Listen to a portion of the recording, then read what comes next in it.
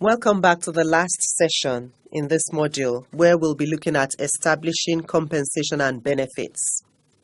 How did you find the last activity, by the way? Identifying your star candidate. I'm sure you found it very useful. When you found your star candidate, of course, you want to make sure that the pay and the benefits is going to be attractive enough for them to say yes to the job. So the objective of this session is to define the role of compensation and benefits. We will also describe the tools that can be applied to set up an adequate compensation and benefits system. So, what is compensation? Compensation is the total cash and non-cash payments that you give to an employee in exchange for the work that they do for your business. Now, compensation includes the basic pay, as we call it, maybe monthly or hourly wages, sales commission, overtime, bonus pay, allowances, maybe shift allowance, transport allowance, recognitions or special merit awards, insurance, stock options, things like that. All of these things make up compensation. Now, when we talk about benefits, what do we mean? Employee benefits are defined as indirect, non-cash or cash compensation paid to an employee above and beyond the regular salary or wages. So what we're saying is that benefits are offered to employees to enhance the compensation package received by employees.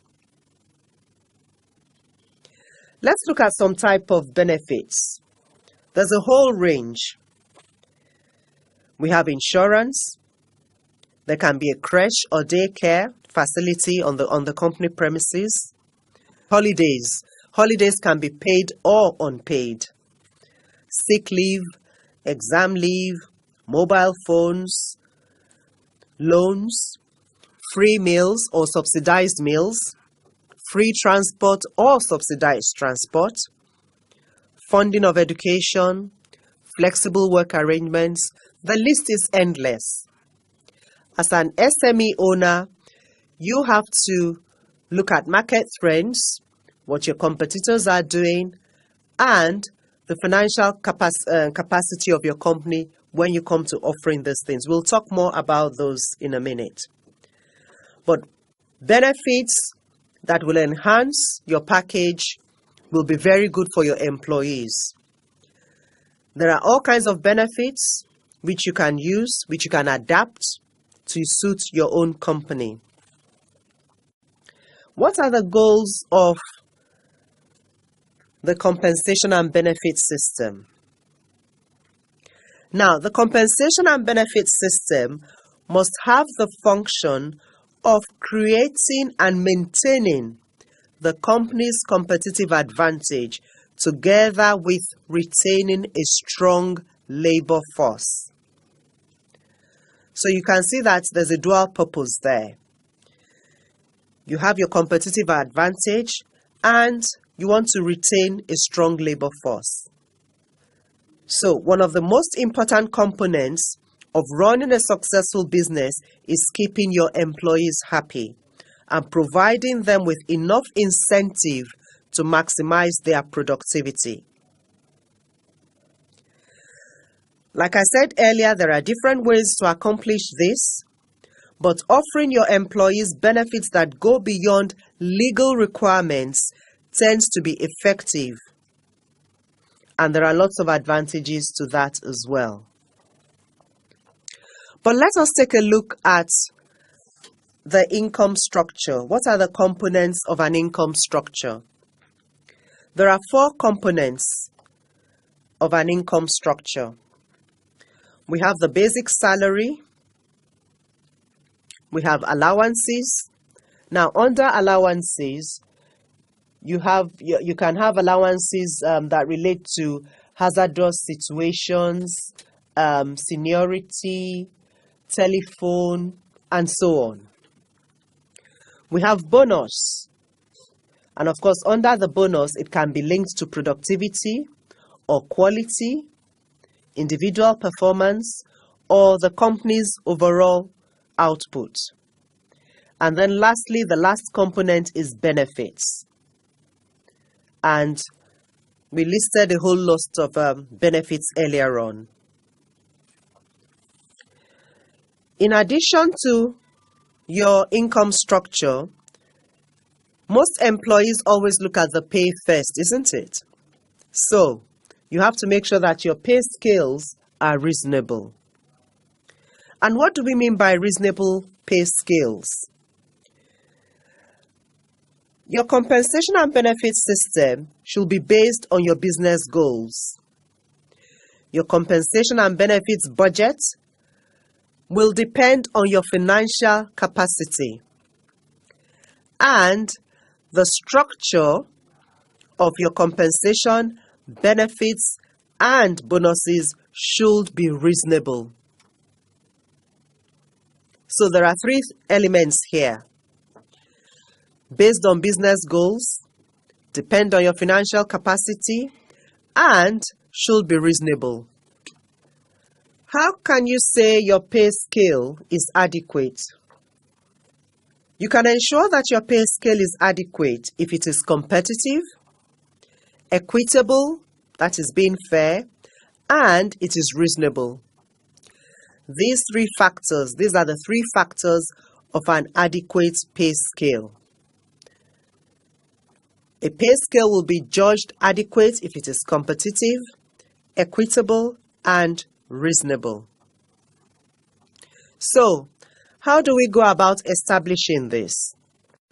The first step is we collect information. We need data. So, you can check the media and look at advertised positions and the pay range that is being offered. You can ask candidates what their expectations are, their pay expectations. Of course, you can look at trade, industry standard, your professional bodies, what the standard is. Or lastly, but this will be expensive or for most SMEs, is to commission a consultant to conduct a salaries and wages survey for you. When you have collected your information, the next step is for you to establish your job grades. The first thing is you have to summarize separate jobs into groups.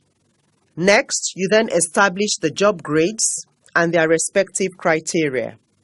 And lastly, you have to match the job groups to the appropriate job grades. Let's see an example in the next slide. Now you can see from this slide that in the first table, we have the group and the job. If you look at the right column first, where we have job, sales director is the job. It falls under the group for directors. So that means that if you have a sales director, finance director, advertising director, HR director, whatever, that is the job. They will all fall, all those positions, all those jobs will fall under the group of directors. Another example there is where you have, for the job, salespersons. So you have salespersons, you have receptionists, admin staff, and maybe factory workers. All of these jobs can be grouped under worker and staff. That is how you do your job groupings. The second table shows you the grades and the criteria used for the job grades. So, the first one, the director. We can see that the criteria there says the director will be defining the business operations, planning strategy, and making the annual business plan. If you look all the way down, let's go to staff. You'll see that the criteria for staff for that grade is carrying out the tasks assigned and being trained professionally. From this example, you can see the difference in the way the grades and the criteria for each grade has been clearly given. Once you have defined your job grades, this will help you in creating a pay structure, and we'll look at that next. So the third step is to create a pay structure by establishing pay grades and setting pay ranges. You have to start with a job description. You describe your jobs to reflect the market outside. To then establish your pay grade, you have to group jobs that have the same relative internal or external worth.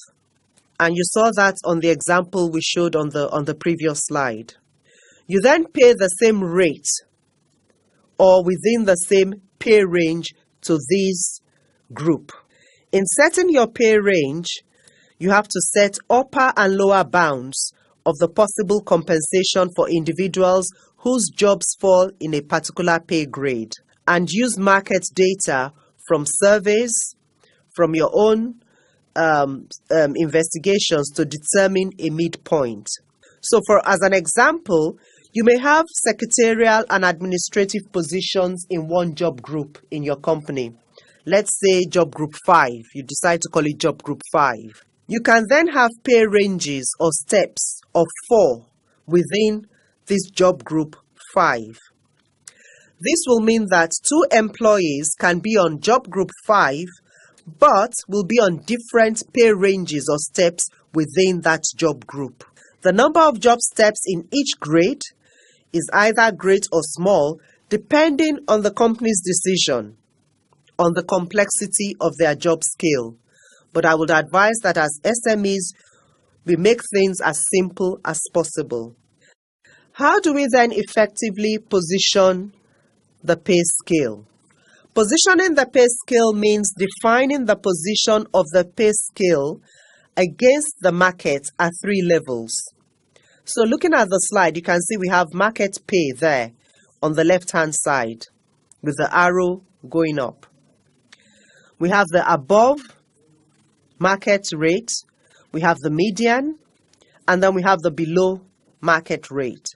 Key factors that should be applied when positioning your pay scales are the business goal and the financial capacity of the company. This is very important. If the financial position of the company allows, you can position your pay scales higher than the market average in order to attract the best employees and rapidly develop your business operations. However, where the business has a potential for stable operations with a lasting tradition, then the salary scales need not be positioned at high levels. You have to pay attention to developing your own corporate culture to encourage employees' commitment. Competitive compensation is necessary for an employee to be happy. But remember, this is not always the motivator for better performance. So with this in mind, pay salaries that are in line with your competition, meaning the small businesses in your city or in your industry. There could be exceptions to this rule where you feel that the role is particularly valuable to your company and so you want to pay above the competition. When you have positioned your pay scales, let your compensation be reasonable. And you can apply some approaches. For instance, you might decide to pay low salaries and have a high bonus, or you pay a portion of the salary with the remainder being in form of benefits, or your allowances may be flexible, meaning that employees can choose the allowances they want in addition to their salary. So you can set up a structure that will suit your company. How then do we apply systemic, or who applies it within the company? Now, as the business owner, you decide on the competitiveness of the pay scales, the positioning, and also you have to define the compensation and benefits policy.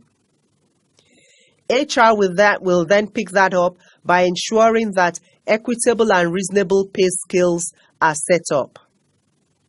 They will also anticipate any necessary pay increases and make sure that the HR budget is balanced. Your rewards committee, if you have one, will then revise and approve these pay scales. Of course, remember that any pay scales that you decide to establish can be revised, can be amended to suit your company. Remember that your pay scales must meet your business goals. You have your business plan from which your HR plan has been distilled.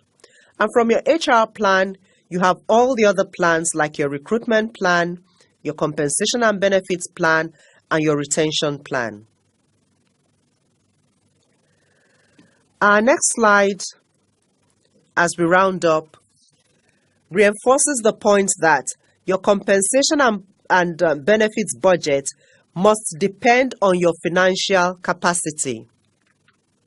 So looking at this flow chart, we can see that firstly, you set the compensation and benefits budget in line with your newly established pay scales.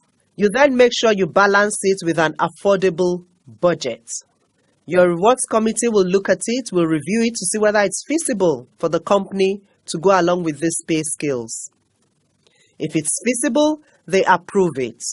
If it's not feasible, they don't approve it.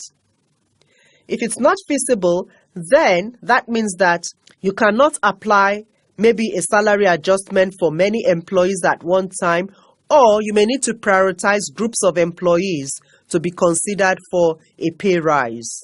But when the plan is approved, when your pay scales are approved, you can then detail your action plan.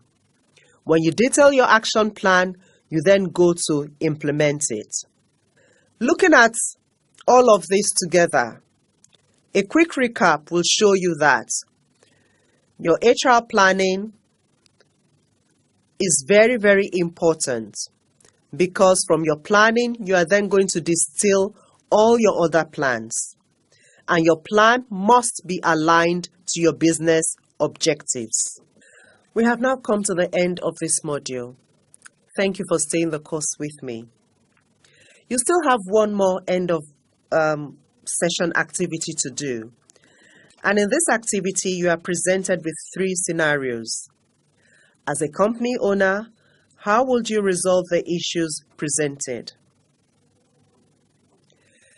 As a recap, all the components of this module that we've gone through, good planning for HR, being the recruitment compass for your company, interviewing technique for identifying your star candidate, and having a robust compensation and benefit system will ensure that you attract and retain a competent and loyal workforce.